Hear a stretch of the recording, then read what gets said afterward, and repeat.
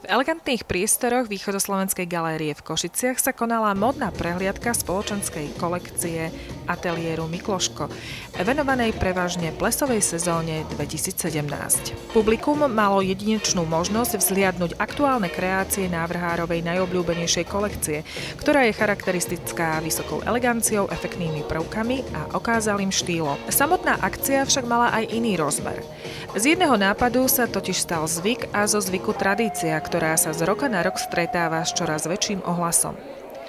Ide o charitatívnu časť slávnostného večera, v rámci ktorého mohli pozvaní hostia už po tretíkrát podporiť projekt Envy for Debra. Projekt Envy for Debra vlastne vznikol pred 3 rokmi. Prvý rok sme fotili kalendár so známymi osobnosťami, medzi ktorými bol práve aj Fero Mikloško.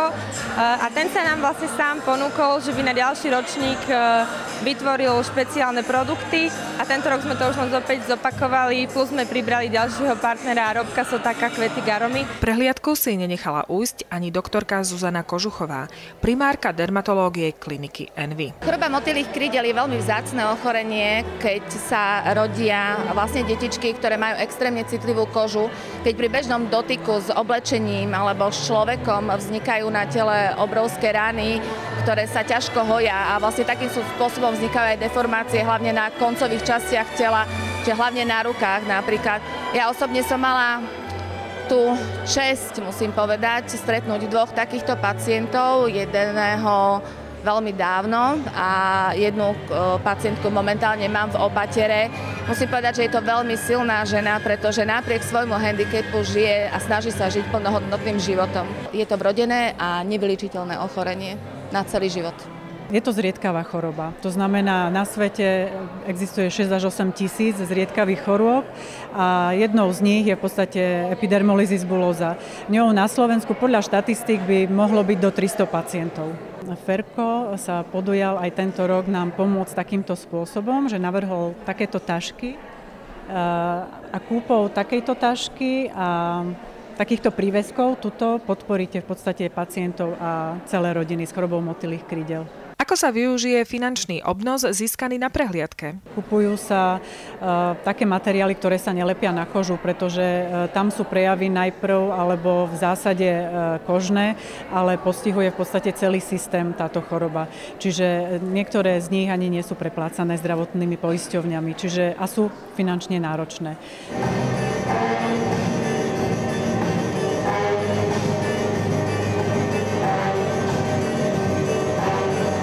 Ja to mám veľmi rád túto spoluprácu s Envy klinikou, ktorú robíme vlastne už skoro to je 3. rok, Envy for Debra.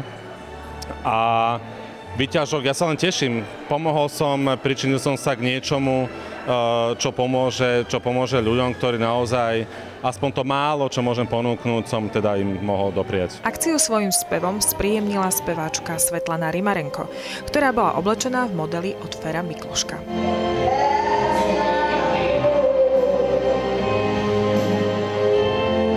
Viem, že existuje choroba motýlych krídel, je to o ľuďoch, ktorí majú veľmi tenkú pokožku a proste nemajú tú bariéru dostatočnú. A my sme dokonca raz už, aj keď sme spievali s Fragile, tak tiež tam bola taká akcia s Debrou, takže áno, poznáme túto organizáciu.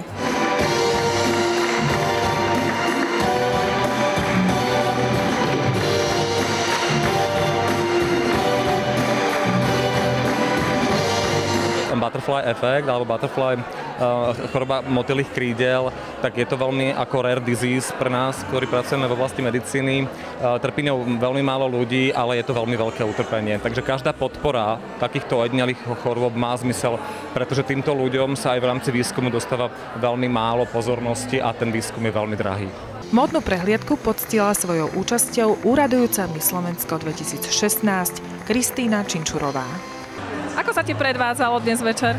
Výborne, naozaj Ferko mal nádherné veci a prvýkrát som bola za nevestu na prehliadke, takže som si to veľmi užila. A čo si myslíš, kedy budeš za nevestu naozaj? Tak myslím, že na to máme ešte pár rokov, ale človek nikdy nevie. Je to veľmi pekná vec a je dobré, že niečo také sa organizuje a podporujú sa aj takéto druhy chorôb, takže... Čiže budeš aj ty chodiť na nákupy s tou taškou? Určite áno.